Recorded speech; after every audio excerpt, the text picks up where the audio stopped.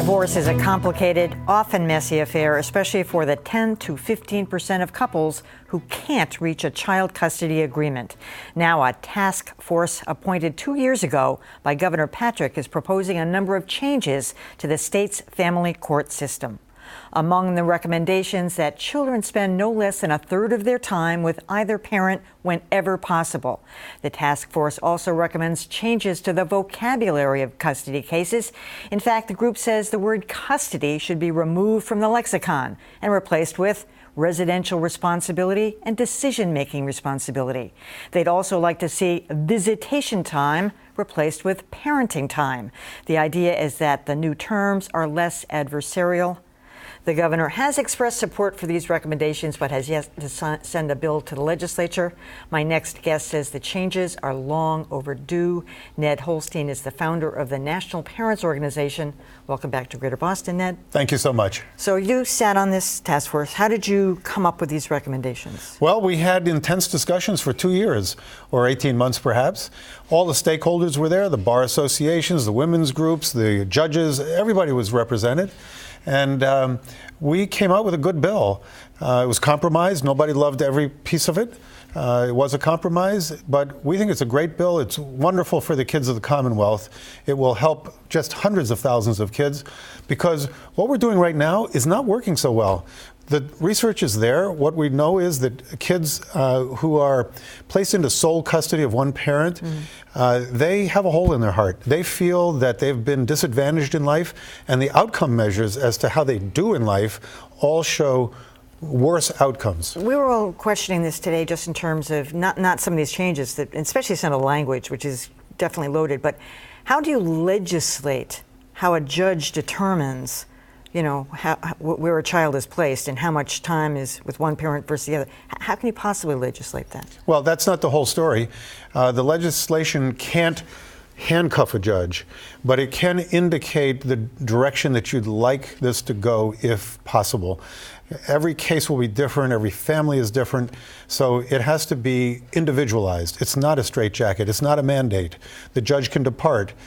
But so I think the next step beyond that is to be sure that the governors will appoint family court judges who believe in this, and also to do more judicial training about why this is best for children. Okay, I'm going to bring another voice into this. Cece Van Tyne, she's a divorce attorney with the Boston firm Burns and Levin. So, Cece, just on the general issue, because I know you're not an advocate on either side of this, do you think fathers are at a disadvantage overall in family court? Currently, yes, I do.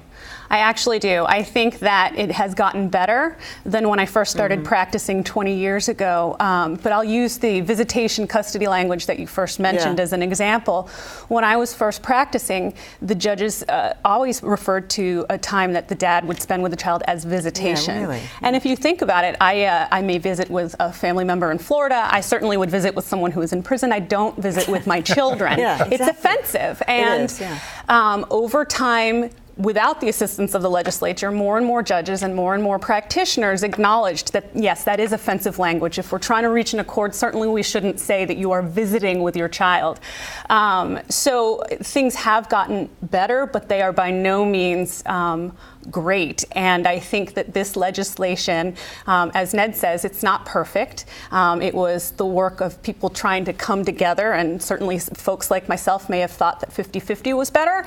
Other people thought that the current plan was fine, and then everybody sat down, rolled up their sleeves, and acknowledged that this is something. Let me ask you about the 50-50, because I wonder how that, this is one of those classic things where the kid feels split in half, or can. If you got a 50-50 parental, they live in two different houses, they may not be in the same school district, there's stuff, they got to have duplicate stuff.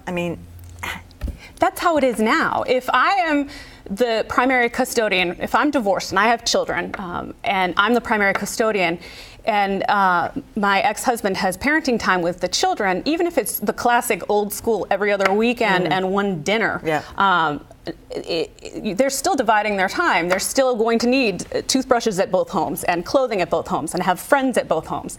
The 50-50 doesn't mean that they're going to have to go to school half of the time in one community and half in the other. It's simply an acknowledgement that, yeah, anytime the child's with mom, they're going to miss dad. And anytime that they're with dad, they're going to miss mom. But the feeling or the sense of equal access will minimize how the children are impacted. Mm-hmm.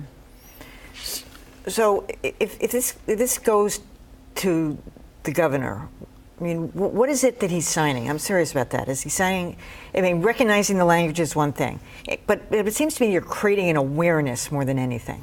Well, you are doing more than that. You are encouraging judges to do what the research shows kids thrive under. And we haven't mentioned all the aspects of the bill. One is that it does encourage more splitting of time between the parents. It also instructs the judge to look favorably on the parent who is encouraging the child's relationship with the other parent. Mm-hmm. Yeah. And to look harshly on the parent who's trying to interfere with that relationship.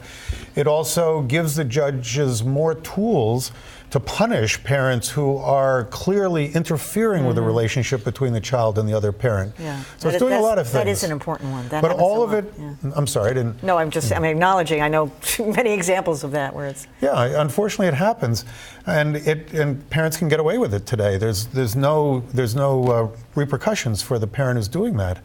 So it's very important for the well-being of the child to not have this kind of firing back and forth going on between the parents. And you can't legislate human behavior, but you can try to line the incentives up so that it'll be better for the children. Has, by the way, the reform in the alimony law worked as it was intended? Do you know, Cece?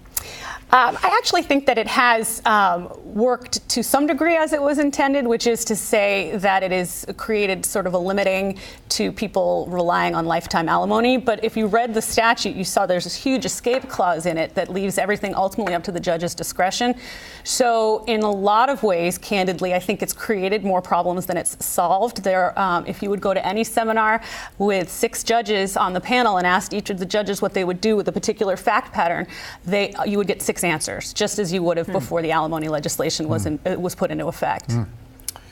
Do you agree with that? I do, and looking at a sort of a theoretical level, if you have 6 different answers to the same set of facts, you don't have law.